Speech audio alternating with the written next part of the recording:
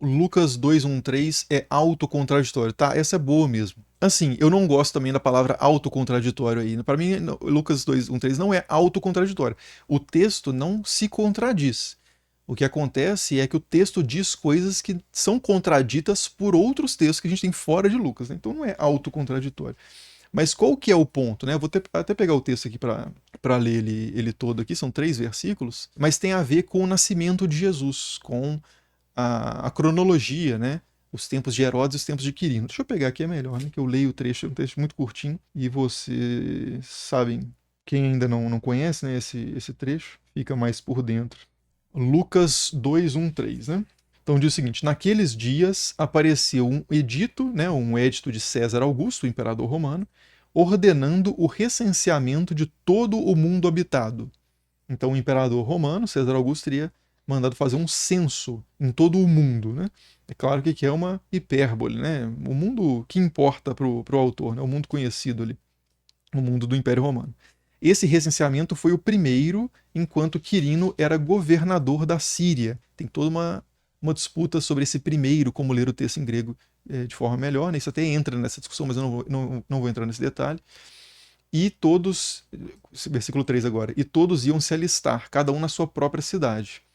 Também José subiu da cidade de Nazaré, na Galileia, para a Judéia, a cidade de Davi, chamada Belém, por ser da casa e da família de Davi. Então, na verdade, aqui ainda não tem falou de Herodes, aqui não falou, né? Eu acho que nesse trecho especificamente não fala de Herodes. Lucas 2:1-3. Não está o trecho completo aqui. É porque depois, no próprio Evangelho de Lucas, diz que Herodes era o rei ali da região quando Jesus nasceu, né? Mas não está nesse trecho especificamente. Mas essa contradição seria isso, que Lucas diz que Jesus teria nascido quando Herodes era o rei e Quirino era o governador da Síria. E essas duas coisas, elas não batem historicamente. Flávio Josefo, que é o historiador judeu que eu já citei aqui do primeiro século, ele diz que Herodes o Grande, né? Tem vários Herodes, mas esse Herodes que comete no livro de Mateus, né, no Evangelho de Mateus, o massacre dos inocentes, as crianças,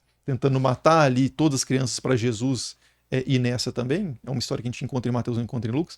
Mas esse Herodes é o Herodes o Grande.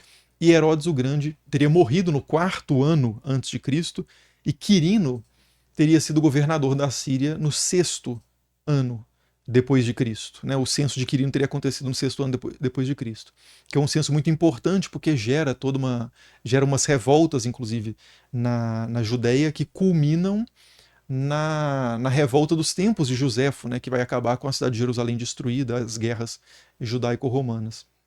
Então, assim, como que Jesus pode ter nascido antes do 4º ano antes de Cristo e ao mesmo tempo depois ou durante o 6º ano depois de Cristo?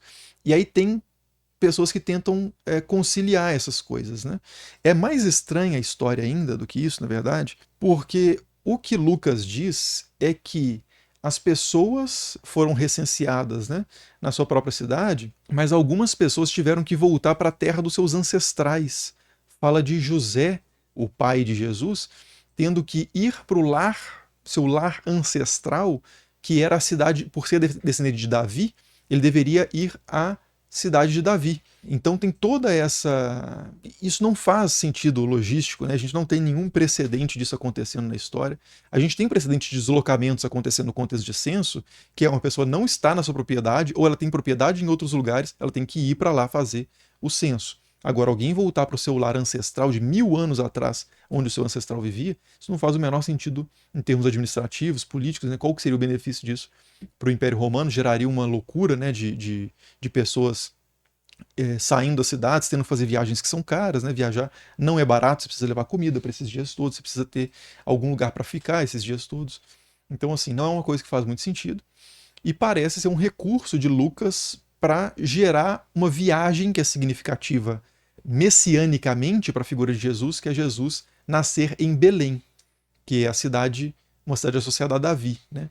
Então, essa ideia a ideia majoritária na interpretação desse texto é de que Lucas estaria fazendo um esforço para conectar Jesus com Belém. para o cumprimento de uma profecia messiânica, né? Mas assim, voltando para aquela questão do censo, tem algumas pessoas que argumentam o seguinte, que esse foi o censo que Joséfo fala no sexto ano depois de Cristo, foi na verdade um segundo censo de Quirino, já que o texto fala o primeiro censo de Quirino, pode ter acontecido um censo de Quirino antes, que pode bater com o reino de Herodes. Só que não faz sentido historicamente também. Por quê? A Judéia era um reino cliente do Império Romano nos tempos de Herodes. Herodes era um rei, era o rei dos judeus, inclusive, né? Herodes era um rei cliente de Roma. O que significa? Ele tinha um reino que ele é o rei e ele tem uma certa autonomia, uma autonomia política, uma autonomia econômica, uma autonomia de costumes. Ele é que toma conta administrativamente ali da região, mas ele é um vassalo, ele está submisso a Roma. Se Roma precisar dele para alguma coisa, ele tem que aceitar, ajudar. Parte dos impostos que ele recolhe, ele passa para Roma. Então ele é um rei subordinado a outro rei, mas ainda assim é um rei. E aquilo é um reino que não é o Império Romano. Essa é a situação nos tempos de Herodes o Grande. Só que Herodes o Grande, ele morre e deixa o reino dele dividido entre os seus filhos, que são Herodes Arquelau, Herodes Antipas e Herodes Filipe. O Herodes Arquelau fica com a região da Judéia e outras também. O Herodes Antipas fica com a região da Galileia e outras, e o Herodes Filipe fica com regiões mais ao norte e nordeste ali, ou noroeste. Mas enfim, o que importa para nós mais é o Herodes Antipas e o Herodes Arquelau. Então, o Herodes Arquelau que fica com a Judéia, continua sendo um rei, né? Um etnarca ou tetrarca, é uma figura que não é oficialmente um funcionário do Império Romano. Roma não controla diretamente aquele território. E o Arquelau começa a fazer um governo muito ruim, segundo a interpretação do Flávio Josefo, segundo o que o Flávio Josefo diz, pelo menos. Né? O fato é que Roma tira o Herodes Arquelau do governo da Judéia e assume diretamente o governo da Judéia. Por que eu estou falando tudo isso? Porque, a partir desse momento, Roma vai passar a controlar diretamente a Judéia. Então, Roma precisa ter os números. Roma precisa saber quantas pessoas moram ali, qual é a propriedade, o que tem de riqueza ali, o que tem de produção. Então é nesse contexto que acontece um censo feito por Quirino. Quem que é Quirino? Quirino era governador da Síria. Ele era sírio, propriamente. Quirino é um funcionário romano, é um governador romano na principal província romana da região, que é a Síria. A Síria era uma província romana. Então, sendo a principal província romana da região, ela assume para dentro do seu sistema provincial a região da Judéia. Então, agora Quirino é responsável pela Judéia. Então, faz sentido que aconteça um censo de Quirino. Então, a lógica do censo de Quirino depende da morte de Herodes o Grande.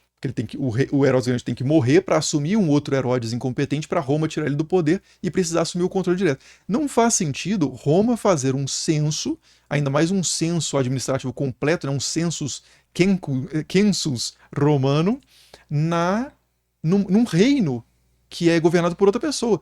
Se Roma precisa de alguma coisa, Herodes, enquanto Herodes está vivo e aquilo é um reino cliente, Herodes faz o censo, Herodes pega os números e manda para Roma. Não é Quirino que vai fazer isso. Então, assim, independente de você aceitar ou não as datas do Flávio Josefo, esses dois eventos, essas duas questões, esses dois fatos históricos, Herodes o Grande ser o rei da Judéia e Quirino fazer um censo na Judéia, não batem, né? Então, realmente, a cronologia de Lucas aí, a conta não fecha, assim, não há muitas tentativas de harmonização de salvar historicamente esse texto, né? Mas, assim, não são bons argumentos. A questão é que, como há... E, assim, eu estou pressupondo que todo mundo está entendendo que essa live é uma live de história, né? Mas como a Bíblia é um livro que tem uma série de pressupostos religiosos, pressupostos teológicos, dogmáticos associados a ele, não dá para simplesmente falar isso e ficar como se nada tivesse acontecido, né? Ah, Lucas errou, a vida que segue. Não, para muitas pessoas isso é uma questão de vida ou morte. Então, muitas pessoas começam a buscar alguns argumentos que são muito ruins para manterem assim um mínimo de confiabilidade, pelo menos no texto. Tipo assim, é muito improvável, mas se é 0,0001% provável, é bom o suficiente assim para mim, né? Então, assim, às vezes acontece essa questão de avaliação de argumentos que não tem uma base propriamente histórica, né? Mas acaba tendo um viés bastante religioso. Mas então, assim, Lucas 2, 1, 3, ele não pegou o trecho inteiro, né? Mas, de fato, a história de nascimento de Jesus em Lucas não fecha de acordo com as outras informações históricas que a gente tem. Qual que é esse nível aqui do nosso É iceberg? o quarto, né? É o quarto nível e chegando nas profundezas. Acho que ainda tem coisas aqui a serem exploradas, não tem, Henrique? Nossa, tem muita coisa, Tem né? muita Tem coisa. coisas muito complexas aqui que vão demorar muito tempo. Algumas que dá pra falar bem rápido. Vou fazer um relâmpago aqui pra gente queimar algumas pra poder descer pro próximo nível. À vontade. Mas filisteus eram gregos.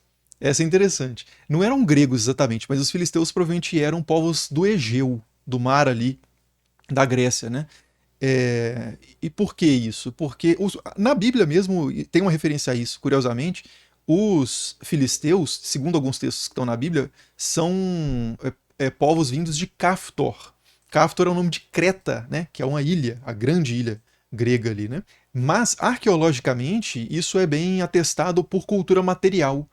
A cerâmica dos filisteus é praticamente idêntica à cerâmica que a gente encontra em povos egeus, né? A cerâmica que a gente conversou no clube de leitura sobre cerâmica amazônica, né? E como isso é usado como um índice, um sinal para falar sobre a história de um povo. Nesse caso é muito utilizado também no Antigo Oriente, né? Então a cultura material dos filisteus é praticamente idêntica à de alguns povos encontrados ali no Egeu. Então é bem provável que os filisteus fossem um dos chamados povos do mar, povos ali que no final da Idade do Bronze migraram para aquela região, e fossem os Pelesetes, né, que aparecem em fontes egípcias, esse termo Peleset, de onde vem o nosso termo Palestina, inclusive, né, que tem a ver com Filisteia, com filisteus, Palestine no grego. Né? Então esses Palesetes, esses povos que os gregos chamariam da região de Palestine, ou Palestina, agora esqueci exatamente como é que é a palavra, mas é mais ou menos isso. Provavelmente tem uma procedência realmente ali bem próxima dos gregos, né? Se não forem de fato da Grécia continental ou de Creta. Outro que dá para falar fácil, rápido, né? O final original de Marcos. O que acontece aí? O Evangelho de Marcos, ele tem na história dos manuscritos, quando a gente pega os manuscritos mais antigos, registros materiais mais antigos que a gente tem do texto de Marcos, eles não têm o final longo que a gente tem aqui em Bíblias como essa aqui. Eu tô com a Bíblia de Jerusalém na mão. Se a gente for no Evangelho de Marcos, a gente vai ver que o Evangelho de Marcos acaba. Aqui, ó, Marcos 16. Dá até para mostrar aqui, que coloca a tela cheia, por favor. Aqui, nessa página, aqui tem começa Marcos 16, né? Marcos 16, nos manuscritos mais antigos, como o Codex Vaticanus e o Codex Sinaíticos, por exemplo, são do quarto, quinto século, eles acabam nessa página. Coincidiu de ficar exatamente a divisão aqui, mas eles acabam nessa página aqui, enquanto que o texto que está daqui para frente, que é Marcos, capítulo 16, dos versos 9 até 20, isso não está presente nesses manuscritos. Então existe o chamado final curto de Marcos, que vai de Marcos 16 até 8, e o final longo de Marcos, que vai do Marcos 16 até 20. E tem uma versão no meio do caminho também, que é uma versão, um final curto um pouquinho maior, que aparece em alguns poucos manuscritos. Então existe realmente na tradição textual, né, de preservação desse texto, diferenças, e a visão majoritária é de que o final curto de Marcos é o original e que o final longo foi um acréscimo posterior, baseado principalmente em material que está no final do Evangelho de Lucas e também do Evangelho de João, se eu não me engano.